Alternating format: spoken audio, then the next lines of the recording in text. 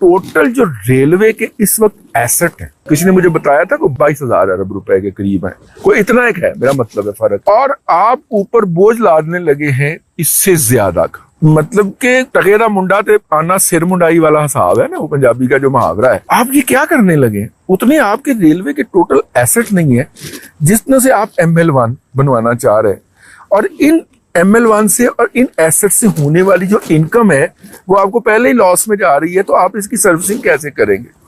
Servicing के लिए आप सब्सिडी देंगे, फिर सन उगाल पाएगी जब चाइना की वजह से हो रहा है। तो इसलिए भाईजान आपकी बड़ी मेहरबानी है, हमने ये काम नहीं करना।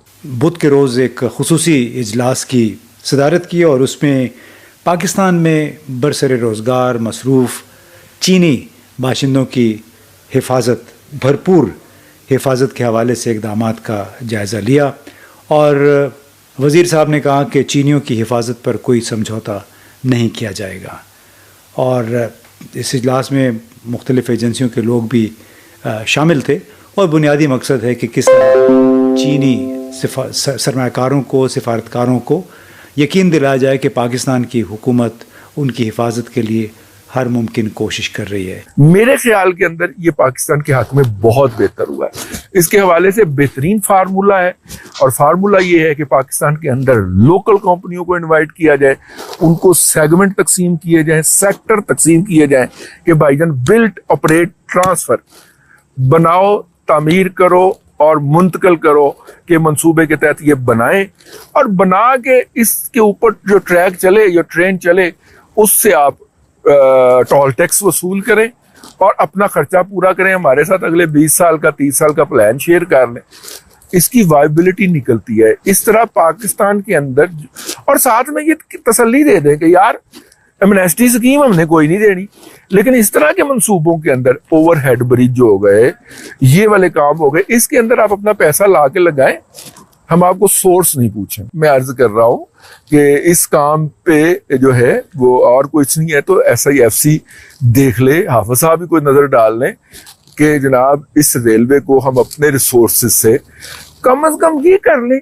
जब आपका ट्रैक बन जाएगा, प्राइवेट सेक्टर को कहो भाई अपनी ट्रेन लाओ, अपना इंजन लाओ, इस पे चलाओ, अपना किराया फिक्स करो, ये जो जिसने ट्रैक बनाया हुआ है उसको टोल देते जाओ, जहां पे पाकिस्तान रेलवे का ट्रैक हो वहां पे पाकिस्तान रेलवे टोल ले उससे, जहां से प्राइवेट ट्रैक हो वो ले, जिस पार्टी का ट्रैक हो वो उसका टोल वसूल करे। यही हल है भाईजान। अंग्रेजी की एक कहावत है, a road that leads to nowhere.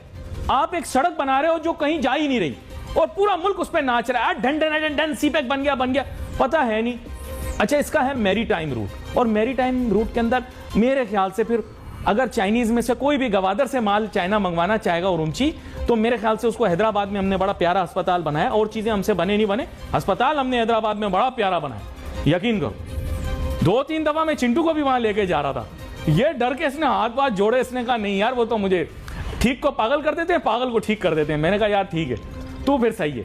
बात यह है कि वहां पे ले जाना पड़ेगा। क्यों गवादर आएगा जब चाबार के अंदर पोर्ट तैयार है? तो चाइना पागल है? नहीं, भले नहीं। अब जिद, अच्छा दूसरी बात यह, पाकिस्तानी जिद बहुत करते हैं। खाने में नमक ज्यादा पड़ गया, खावन बोल रहा है बीवी को खाने में थोड़ा नमक ज्यादा है, वो मार मार के कह रही है नहीं तुम खाओ, नमक ज्यादा नहीं है। क्यों भाई यार, कैसे हाँ कर, समझ गए ना नाजरीन आप? पाकिस्तानी जिद्दी बहुत हैं। मुल्क में वसाइल नहीं, आप झूठ बोल रहे हैं, मुल्क में वसाइल हैं, अली नासिर झूठा है तो दिखाओ ना यार। सीपैक पे काम हो रहा है, खुफिया काम हो रहा है, नजरों से ओझल काम हो रहा है, इसीलिए बिजली चली गई।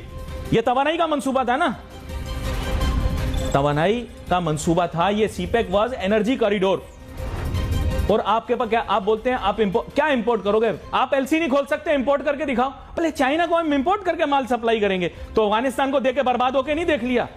इसके साथ साथ आपने सुना होगा 22 जून से ऑपरेशन अज़्म इस्तेहकाम की बात होती रही, पहले बड़े ऑपरेशन की बात, फिर उसके बाद थोड़ा सा उस पर स्टेप बैक किया, दिफाई पोजीशन इख्तियार कर ली हुकूमत के, नहीं इस नौयत का कोई बड़ा ऑपरेशन होने नहीं जा रहा है।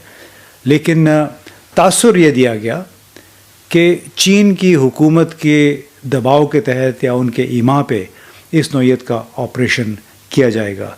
ये बात मुझे चीन के हालिया एक दौरे के दौरान मुतअद्दिद मरतबा सुनने को मिली, चाहे वो वज़ारत ख़ारजा के लोग थे या थिंक टैंक से वाबस्ता स्कॉलर्स थे।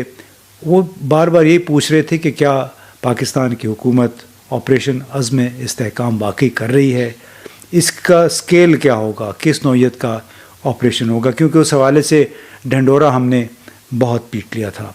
एक ऐसे साहब से भी मुलाकात हुई जो पाकिस्तान को बहुत अच्छे तरीके से जानते हैं, पाकिस्तान के स्कॉलर आप कह सकते हैं, एक्सपर्ट हैं। तो उन्होंने ये कहा कि आपको ये ढंढोरा पीटने की क्या ज़रूरत है कि हम